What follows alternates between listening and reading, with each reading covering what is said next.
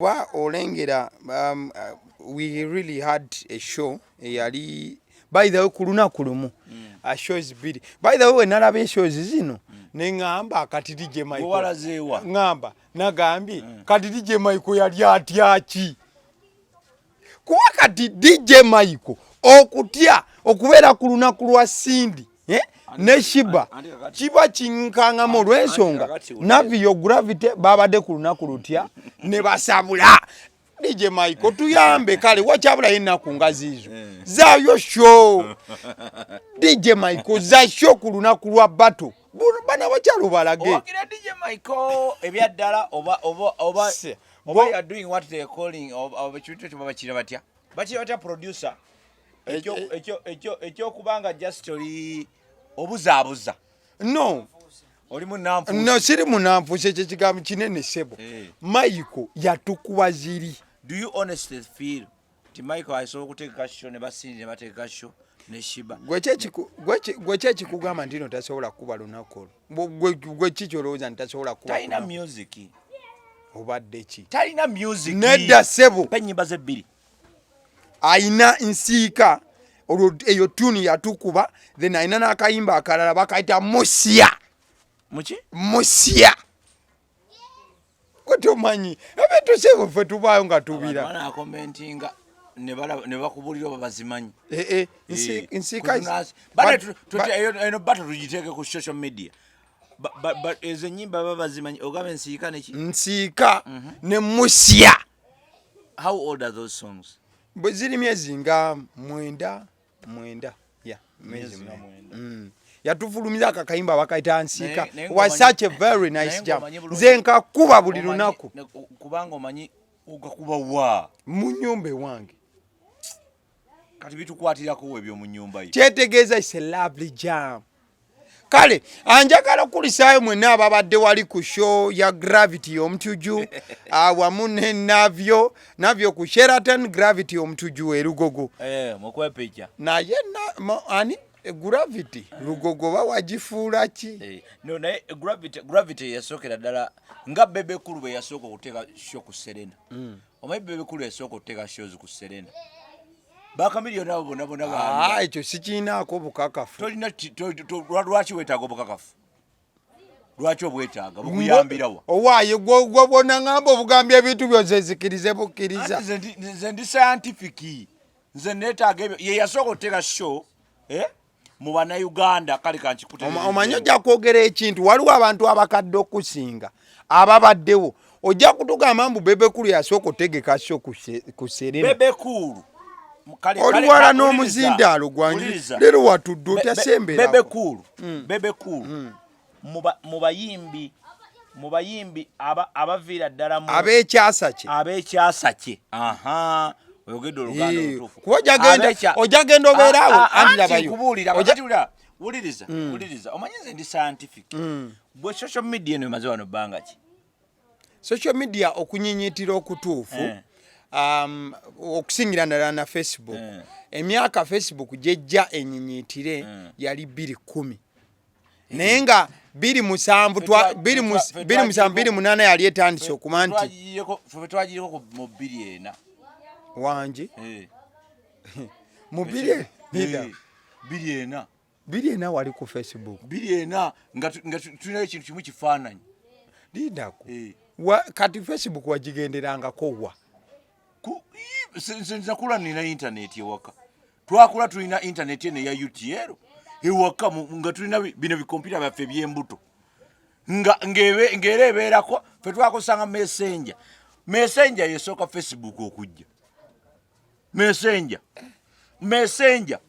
by the way messenger ndoza bagulangula oba simanyi naye messenger yaliwo leero akadde tulina katonotonedda kakikuyambeko messenger oba yeyo messenger gye twakozesanga nja kubuuza brother wange ndabe oba yeyo messenger gye twakozesanga ne messenger yaliwo ontegedde ye yasooka before Facebook messenger ezageza Facebook yagula buguzi messenger ndowooza siri sure why I think messenger was there's a messaging app nga olaba WhatsApp messenger yaliwo era tweweerezanga message ffe twabeeranga ewaka mu garage mama mu 240 wali ku Facebook kati mu 240 kankubulire kyaliwo mu 240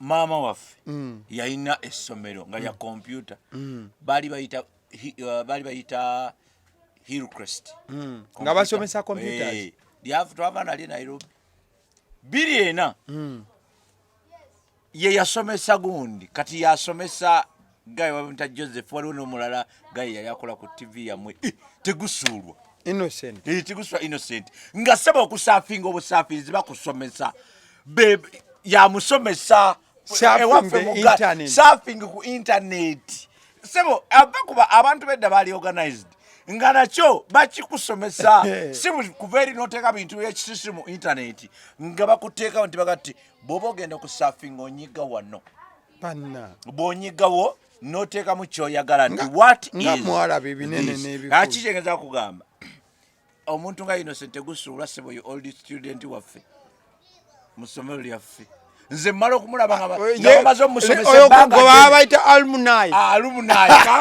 baba bamaze omusomesa ebbanga liseewo liyitiddewo ddala mulaba kubukidde nogamba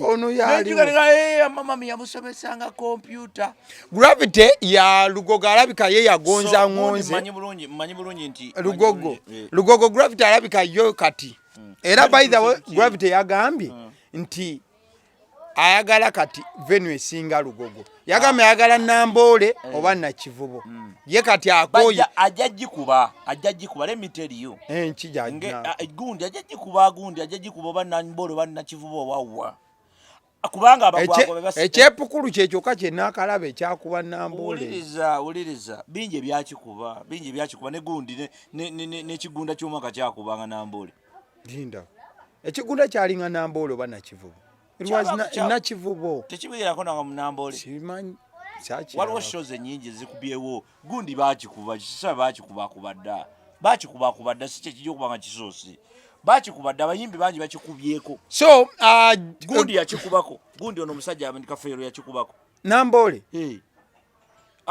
Nakivubo olwaki wesiba ku Nambole anti oli yagambye ayagala Nakivubo Nambole anti mugambe wonna waayagala okuba bakubawo dda andi yajja kubawo nnyo anti nkugamba nti kyakola jjukira music gwayimba ye w'Abannayuganda basinga balina obunafu sokarate music gwayimba munafu Navio ojasembera no kumujira leero ndaba oli wala simanyi feeling gy'olimu olwaleero Navio yakubye Sheraton was really massive was such a very beautiful turn up everything nice, everything crazy. Ngaba hip hop, wagena maso no gamba. Something to pick from Navio's show was His Excellency Bobiwine, yalabise kokawo, of which njagala kusoma bwaka buno Navio yabuwereza Bobiwine, Awadde bugamba bwe buti. If I managed to have my brother smiling, that was enough for me. Thanks for gracing my concert. Your presence and honoring the invite got me speechless. Ngobako Awadde bugamba nti nno bwembanga nasobodde okubeera nga ndeeta akamwenyu eri muganda wange n'abeera nga amwenya ekyo kyokka kyabadde kimmala. Weebale nnyo okubeera nti omukolo gwange waguweeseza ekitiibwa n'okubeera nti okuyita kwange kwe nagenze maaso n'okuba nga nkola wagenze maaso n'okuba nga okukkiriza n'ogenda maaso n'okuba nti okuyisaamuko mu mbeera emu oba endala mukwano gwange. So obwo bwe bwako bwagenze maaso n'okuba nga buva ewa Navio olw'okuba nti Bobiwine namulabe ng'agenze maaso n'okuba nti yatuuka n'abeerawo ku show eyo. Nga yo tebakubye tiya gas oba Bobiwine eyali erugogo ku Zex birangirangi yabadde wanjawulo n'oku Serena ku Sheraton.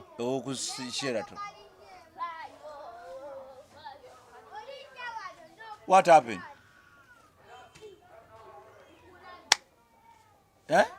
Chikola sense? What is chikola sense? Antu tulogera ku hip hop. Chikola sense what chikola sense? Gwambulira. Anti kakati ekyo kicho kyongere kutulaga nti there is a lot of cheap politics that runs through the veins of Ugandans today. Neti ya gasa jati okuba ku show ya Zex birangi n'atakuba kuyono. Bobiwine mirundi mingi tubale tubeera naye mu theater ng'alaba shows nga wali ng'apoye nga ne batakuba tear gas. Kikola sense bate kikola sense. Twali naye mu show ya gundi ya professor. Twali ne Bobiwine mu show yono akuba cartoon. Yes. Ya gundi ya Spire. Spire, yes. Thank you so much. Twali mu show ya Spire. Bobiwine was there. Ngaliwo Paul n'alaba omulezi era n'amusiima nnyo namulaba. And we were there. We were all there. There was no tear gas. So what is this context of tear gassing people?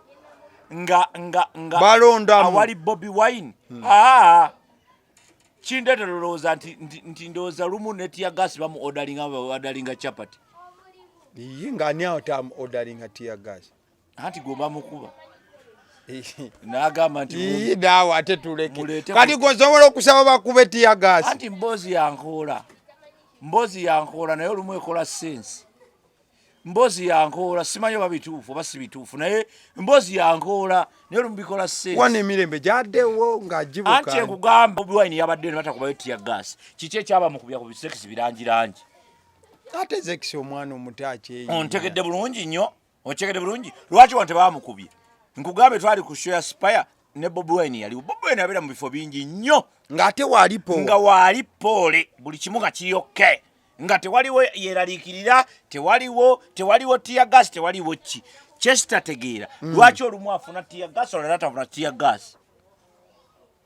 I don't get that logic. Oyo logic netaaga omunoonyerezaako. Nze nagamba ndi scientific. I don't get it. As still as you're being scientific. So, ekyo tukiteeke ebbali. To go back to the show itself, it was a good show. Twagiranga nga high people. Twagiranga because gundi ya muntu waffe. Navio. Navio. By then Navio is a friend to some of us. Tubadde tumulaba for a long time. I met Navio I think about many years ago. Zekanga mu 2005. Those days nga bakyalina clear card era mu clear card ndowooza Navio yakwata akaseke n'akola ati nanuuna clear card yo nanuuna white kakati ate mu clear card Navio kayavaamu so kitegeeza ki kati njogera ku history wa music ono njogera ku history wa music ono gweyagala nnyo ebivulu but ngezaako kukulaga music yennyini abaaleeteddwa mu bivulu. So clear cut ye yakola Navio gye yatandika ne banna abalala awo and ye yali ndowooza agikulira era mu clear cut mwe yava na by then nali rapper nabiva mbuvi oluyimba lwawe mujjaddula olunaku olumu nali rapper nali mubi badman era abasajja nze abannuma olwaleero paka olwaleero be basajja babaluku bani abo waliwo omwana omulala yali wakabi ffe twali tumuyita Liliwine of those days of Uganda yali gundi yali Rabadaba mchamcha it's a Rabadaba bamuyita Faizo Seguya Faizo Faizo oyo yali w'amaanyi nnyo ng'akuba tulina n'abaana bala bangi bayonoonekerawo bakuli awo kyekyabonoona abamu njaga abalala mayirungi abalala chemical embi ezabakuba bamu banywanga crystal meth abawumula ebituli mu nakuba ebituli mu bwongo omanyi crystal meth bwakuba agenda kuskipinga kati kivaamu obwongo bwaamu ekituli kati awo wabaawo tewali kati ovaawo noddabuzi so the idea is abaana bakubwa ne bavaako era ne Navio yennyini omukisa gwe yafuna nti ye yalina background ennamu from school kubanga yasomera bunamwayo awo bagiyita no Lakeside College Lakeside College something but it wasn't an international school, it wasn't like the Lakeside College. Nga tukyali ku show. Waliwo kwa history ya Navio. Nti lwaki gwe show gyoyagala ennyo omuntu kye yagikoze. So abadde ne background ye bwatyo bwabadde ajja kuba music. Bakoze ebirungi n'ebibi bingi mu music abaana abo. Balina be banyigiriza b'okuyitawo. Ontegede bulungi. Nina ne history iwaabwe abo babiri. Ye ne Bobiwine. Era kyovula yagala nnyo Bobiwine. Balina history abo babiri. Balina oluyimba lwe banyantula. Ne lukuba nnyo. Okunyantula kunnyonnyola omulabi. Okunyantula kutwala oluyimba lwa munno. Bakumpanya. Waliwo oluyimba olwaggyibwa mu studio emu. Yali yakyali waffe baali bamuyita aba yali William ali awo. Kaka Navio ne Bobiwine. Yali awo. Navio ne Bobiwine basomola oluyimba oluyimba. Ne bagenda ne balukuba. Omwana baali bamuyita Daddy Rhymes. Luyimba ki? Original yalo jajjiku ate balina oluyimba olulala. Luno Badman from Kamocha. Nayo yali Badman from where? From Gundi from Bakuli. Guy yali ayimba oluyimba nga balita Badman from Bakuli. Bobiwine ne Navio ne bagenda ne balusomola. Ne balukubya sama. Producer.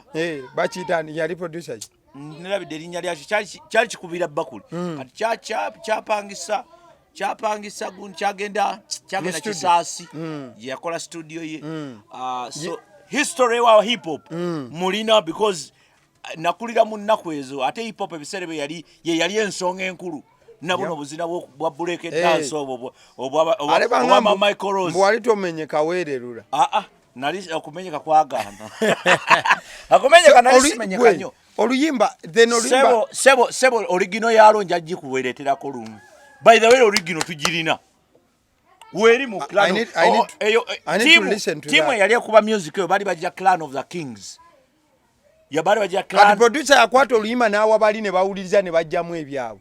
Ne bakuba hit no oluyimba lulamba we luli. Omwana yaluyimba bali bamuyita Daddy Rhymes. Lindako batwala kidongo bakyusa manyaba bakyusa mu lyrics ekidongo kyo bakitwala nga bwe kyali ne bakyusa mu lyrics ne bagenda ne bakuba oluyimba nero akwanti ebiseera byo tewaliwo social media yakulabisa wakuba ndulu ate ani akube naye ate ebiseera byo kati kumanya abasajja ge baaliko ngera bw'ovaayo n'ogamba nti babbye oluyimba lwa omaliza ate gwaba nedda kyali kisoboka naye ffe omanyi hip hop hip hop is a culture. Yep. Like Rastafarianism, like Buganda. Hip hop is a culture that believes in peace and love. Peace and love. Yes. Omuntu asobola kusobya leero and it is okay tomorrow. Yep. It is okay. So chichengezako gamba. Even now I'm not pinning Navio. I'm simply saying you're talking about what happened in the back. I'm talking about what happened in the past because we're talking about 20 years of Navio. 20 years. That's why oyogera kwebyo ebibadde myaka abiri. Zibaddewo. Because sense okutemeramu. Gwoleme kutunira butunuzi kivulumbu kyaleesa abantu. Oza bavuddewa bazze buzi. Ekyo kiyambako omwana ali mu kukola music. Amanye nti no luba lugendo. It is always a journey. Ochegedde. Sikubuukira bino bye mukola shows ezitakwatagana. Tona tukakola show n'ogamba njagala lugogo labe embaata. Taata yawuliranga ali ready. It's not about your feelings. It's not about your feelings. It's about reality and scientific reality. Eri scientific n'ogatta kino n'ogamba kati nsobola okukola kino. You don't just wake up in the morning. Fete tuli wano just like this. Yeah. Tetwakedde bukezi kumacha tugamba naye manyi tutuleko anti wogerewe. No. It's because until we know that maybe we need to do maybe this we have to talk about something at such and such a time. Exactly. Maybe we have to do this now. It's the right time. It is the right time. So it is always good for you to think twice or thrice. Share Navio ng'ovudde ku turn up biki byonna byonna kiyigiriza ki omwana young artist hip hop star agala kufuuka hip hop star you will go through a lot of hell to make sense. Ojja kuyita mugeye eno okusobola ofuuka ekyenjawulo. Okufuuka ekyenjawulo. So and that's okutuuka ng'olina ky'ogamba eggwanga. And that's where you must focus. You need corporations. You need people around you. Navio has been nurtured and supported by High People Music Awards all through. Abadde ajja abeera supported, tested, awarded, tested, awarded to get where he is. So you need cooperation. You need people around you about making a sense. Parenting, ya Navio. You have seen the mother of Navio standing in all through. Mama abaddewo. Mama Maggie Kigozi abaddewo. Fe abazadde abamu balwanyisa n'abaana baabwe n'ogamba laba ono. Nze njagala akole kino. Nze njagala nnyo omwana oli omukyala akulaze nti ali mu investment authority, ali mu government. Abadde mbitongole by'amaanyi. Akulaze nti ono akuba hip hop naye kamuwa omukisa. Mutabani go for it. Kakati era yabadde waunga support agire. Abazadde muyige kye bayita parenting. Parenting tekitegeeza. By the way abazadde bonna ne mama Gravity naye namulaba yajja ku share. By the way ba artist kati ndaba abazadde babeerawo ddala. It goes beyond okwambaza omwana empale. It goes beyond onamulabirira ddala okumunakyalinga omuteeka mu kubetu. Nti wano wali. Share yonno nga egenda maaso n'okuba nti ewedde yasitudde enfuufu. Enfuufu kakana ng'eyise mu maaso ga JNL. There was a tweet that was made. Yabadde gamba weti guy badde bamuta Ojekara. Yagambe so General Zamba never pushed Navio's concert on any of his platforms. Who is that commenting that? Guy bamuta Ojekara ndaba ina ne blue tick. Yagambye alabika nayali mu fraternity ya hip hop. Yagambye so General Zamba never pushed Navio's concert on any of his platforms. It sounds funny for the culture, right? Man, this guy is way too full of himself, man. I guess it's the reason you ain't the best in my world, sir. Engeri chiri mu ngeri ya hip hop vunula akantu ako. Agamba nti teyalaze one love one. Two teyalaze support. Fe mu culture ya. Nti general teyatadde. Fe mu culture ya fe. Ya hip hop. We believe. We believe in brotherhood. Obumu. Brotherhood. Omukwano ogwo gwa Seruganda. Ogwo Seruganda. Nti bwebanga clan of the kings inakyetegese. Tulino baawo. Fenga abenganda clan. Obateekawo we have to come through. When the clan of the kings set up something, we have to be there. We got to be there. We have to support. If we cannot be there physically, we can do it emotionally and financially. Awo wenyini woba opposinga. Mwana mlenzi bamwita lyrical assassin. Alabika naye mukubi wa lugha flow. Yagambye bwati. What if he bought tables? There are different ways in which people support others.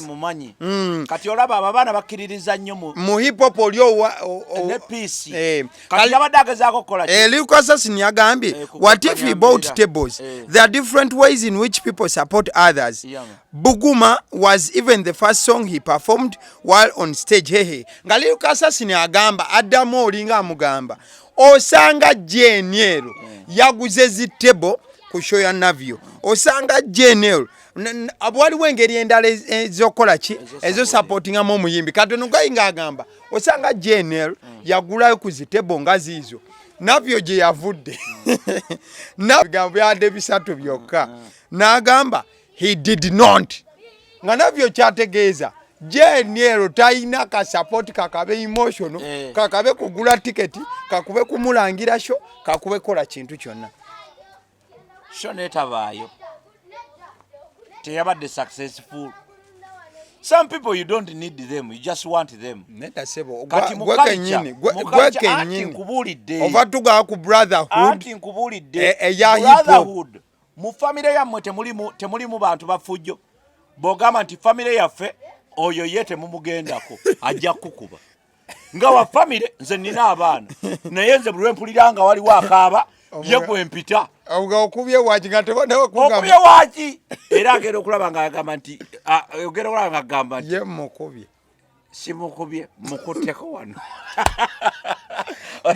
mukute ukwasi kotama mukuteko wano n'akaaba nenge nkwatako y'amaanyi so kijegezaako kugamba nti even in the hood wabayo eyo gye tuwangaalira wabayo abo betugamba nti naye oyo ali bulala ali bulala so kkiriza obagana Jenner is a good artist naye ndooza mu buntu si mulungi nnyo kyova olaba nti afunye nnyo ebizibu n'abantu ab'enjawulo ate ekirala ndowooza nga kiki omwana oli kyagambye is full of himself ayina ebintu bye yeeyagala Katonda n'abimukola ki n'abimuwa okyegedde and is happy okyegedde kyenaga nti buli muntu aba n'ebirooto kati ekirooto oluusi oli abantu abamu balina ebirooto bitono nga bwe yayagala kubeera akiringeko mu Bahamas n'atuukayo kati ng'awulire the world is over talina kyakwetaaza oba si kyo kkiriza obagaana bano bannavio balaba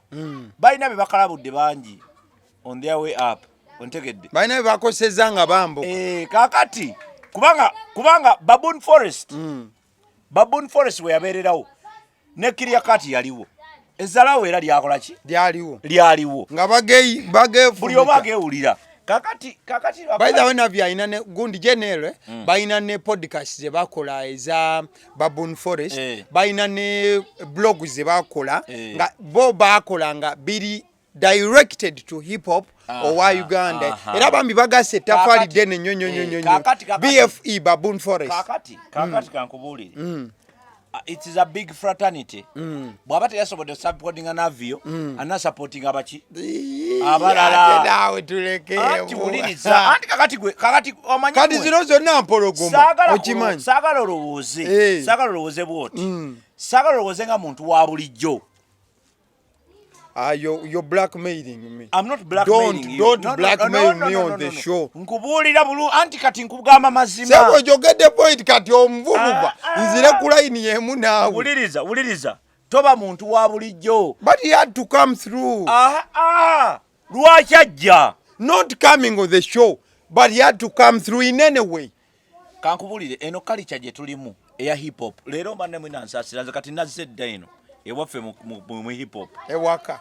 Even silence is a message. Even silence is a message. But was that the best message you could send to his kakati brother? Message. Oba tojagala go bagisindikide oba ojagala. It's a message. Why was it the best message? It doesn't matter. He's not there to give you best messages. Even silence is a message. What exactly are you doing? In hip hop, even just saying is a message.